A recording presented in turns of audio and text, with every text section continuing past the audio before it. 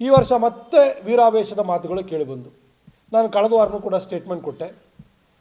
ನಾನು ಮನವಿನೂ ಕೂಡ ಮಾಡಿಕೊಂಡೆ, ಯಾರು ಮಹಿಷಾ ದಸರಾವನ್ನು ಮಾಡಬೇಕು ಅಂತ ಹೊರಟಿದ್ರಿ, ಒಂದು ವೇಳೆ ನಿಮಗೆ ಮಹಿಷಾಸುರನೇ ನಿಮಗೆ ದೇವರು ಅಂತ ನಿಮಗೆ ಅನಿಸಿದರೆ, ನಿಮ್ಮ ಮನೆಯಲ್ಲಿ ಮಹಿಷಾಸುರನ ಫೋಟೋ ಇಟ್ಕೊಂಡು ಮಹಿಷನಿಗೆ ನಿತ್ಯ ಆರಾಧನೆ ಮಾಡೋದಕ್ಕೆ ನಮ್ಮ ತಕರಾರಿಲ್ಲ. ಮಹಿಷನಿಗೆ ನೀವು ನಿನ್ನಂಥದೇ ಒಬ್ಬ ಮಗನ ಕೊಡುವಂಥ ದಿನ ಕೇಳಿಕೊಂಡ್ರೂ ನಮಗೆ ಬೇಜಾರ ಇಲ್ಲ. ಆದರೆ ತಾಯಿ ಚಾಮುಂಡಿ ಬೆಟ್ಟ ಇದೆಯಲ್ಲ, ಅದು ಮಹಿಷಾಸುರನ ದಸರಾ ಮಾಡಲಿಕ್ಕೆ ಸೂಕ್ತವಾದ ಸ್ಥಳ ಅಲ್ಲ. ತಾಯಿ ಚಾಮುಂಡಿಯ ಹೆಸರೇ ಮಹಿಷ ಮರ್ದಿನಿ ಅಂತ, ಮಹಿಷಾಸುರನ ಸಂಹಾರ ಮಾಡಿದಂಥಳು ಅಂತ. ಹಾಗಾಗಿ ಯಾವುದೇ ಕಾರಣಕ್ಕೂ ಅಲ್ಲಿ ಅವಕಾಶ ಇಲ್ಲ. ಅಲ್ಲಿ ಬಂದು ಏನಾದರೂ ಮತ್ತೆ ಈ ಅಬದ್ಧದ ಆಚರಣೆಯನ್ನು ಮಾಡಲಿಕ್ಕೆ ಬಂತು ಅಂದರೆ ಮತ್ತೆ ನಾವು ಚಾಮುಂಡಿ ಬೆಟ್ಟ ಚಲೋ ಕಾರ್ಯಕ್ರಮವನ್ನು ನಾವು ಚಳವಳಿನ ಮಾಡ್ತೀವಿ ಅಂತ ಹೇಳಿದ್ದೆ. ನಾಳೆ ಬೆಳಗ್ಗೆ ಚಾಮುಂಡಿ ಬೆಟ್ಟಕ್ಕೆ ಹೋಗ್ತೀವಿ, 8:30ಗೆ ಪುಷ್ಪಾರ್ಚನೆ ಮಾಡ್ತೀವಿ ಅಂತ ಮತ್ತೆ ಏನು ಪತ್ರಿಕೆಗಳಲ್ಲಿ ಹೇಳಿಕೆಯೂ ಕೂಡ ಕೊಟ್ಟಿದ್ದಾರೆ, ಇನ್ವಿಟೇಷನ್ ಆಮಂತ್ರಣ ಪತ್ರಿಕೆಯನ್ನು ಕೂಡ ಮಾಡಿದ್ದಾರೆ.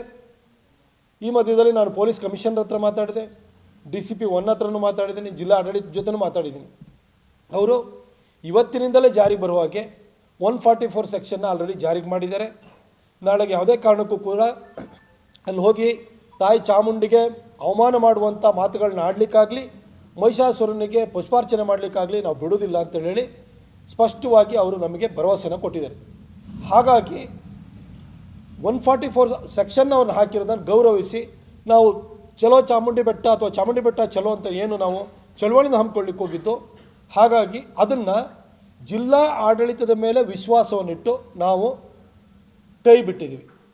ಆದರೆ ನಾನು ಜಿಲ್ಲಾಡಳಿತಕ್ಕೆ, ವಿಶೇಷವಾಗಿ ಪೊಲೀಸ್ ಇಲಾಖೆಗೆ ನಾನು ಸ್ಪಷ್ಟವಾಗಿ ಹೇಳಲಿಕ್ಕೆ ಬಯಸೋದಿಷ್ಟೇ, ನಾಳೆ ಏನಾದ್ರೂ ಕೂಡ ತಾಯಿ ಚಾಮುಂಡಿಗೆ ಅವಮಾನ ಮಾಡುವಂಥ ಅಲ್ಲಿ ಕೆಲಸ ನಡೀತು ಅಂದರೆ, ಯಾರಾದ್ರೂ ಮಹಿಷಾಸುರನಿಗೆ ಹೋಗಿ ಹಾರ ಹಾಕುವಂಥದ್ದು ಏನಾದರೂ ಅಬದ್ಧ ಅಲ್ಲಿ ಎಸಗಿದ್ರು ಅಂತಂದರೆ, ನಾನು ದಸರಾ ಉದ್ಘಾಟನೆ ದಿನ ಚಳುವಳಿನ ಹಮ್ಮಿಕೊಳ್ಬೇಕಾಗುತ್ತೆ.